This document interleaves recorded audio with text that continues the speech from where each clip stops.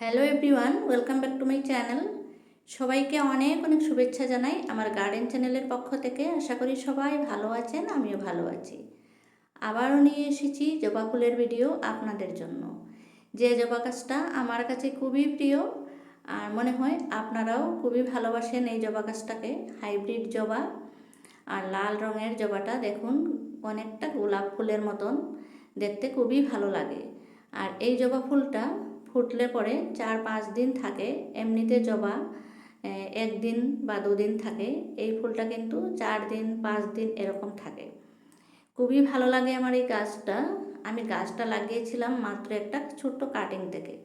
আর গাছটা আমি একটা ছোটো পটে লাগিয়েছি, এখনও ট্রান্সফার করিনি বড় পটে। গাছটা দেখুন কত গ্রোথ হয়েছে, এত সুন্দরভাবে ব্রাঞ্চ বের হয়েছে। আর এই গাছটার আমি কিভাবে যত্ন নিয়েছি তাই দেখানোর জন্য আপনাদের জন্যই আমি সেভ করে রেখেছি ভিডিওগুলো। দেখুন প্রায় 15 দিন আগে থেকে ভিডিও আমি দেখাচ্ছি। আরও কিছু কাটিং লাগিয়ে রেখেছি আমি জবার, লোকাল জবা আছে, হাইব্রিড আছে। এই যে দেখুন আমি কাটিং লাগিয়েছি এই বছর, এগুলো সুন্দরভাবে গ্রো হয়ে গেছে। তাই বন্ধুরা, আমি ফুলের গার্ডেন করে ভালোবাসি, সাথে আমি সবজির গার্ডেনও করি।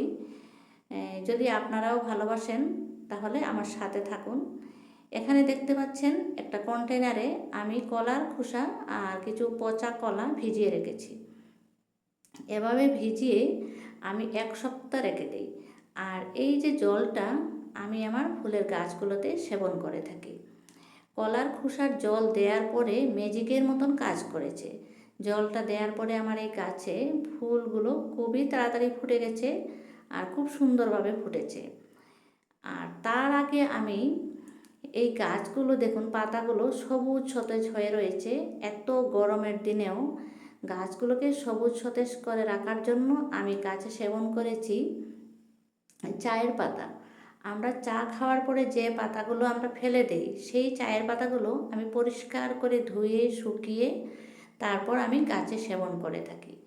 আমি 15 দিন অন্তর অন্তর একটা করে মেন খাদ্য গাছে দিয়ে থাকি। এটা হচ্ছে কলার খোসার জল, এটা আমি দিচ্ছি। এই এই খাদ্যটা আমি 15 দিন অন্তর দিয়ে থাকি। আর তার মধ্যে কখনো আমি এটা না দিয়ে তার অল্টারনেট হিসাবে আমি পাক জল দিয়ে থাকি। পাক জলটা যেটা আমি নিজে প্রস্তুত করি বাড়িতে। আমি ঘরোয়া হিসাবে সমস্ত খাদ্য বানিয়ে নিজে দেই। আমি কোনো রাসায়নিক খাদ্য বা রাসায়নিক কীটনাশক ব্যবহার এখনও করিনি। তাই বন্ধুরা, এই যে দেখুন আমার এই পটটা একটু দেখালাম, পটটা কিন্তু ছোট সাইজের আছে। আমি ভাবছি একটু বড় পটে এই গাছটা আমি ট্রান্সফার করে দেব।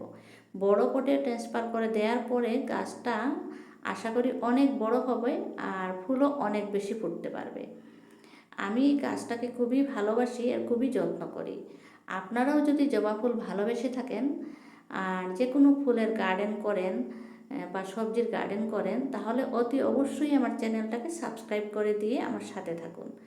আজকের ভিডিও যদি ভালো লেগে থাকে তাহলে অবশ্যই একটা লাইক করবেন। সবাই ভালো থাকুন, সুস্থ থাকুন। Happy gardening.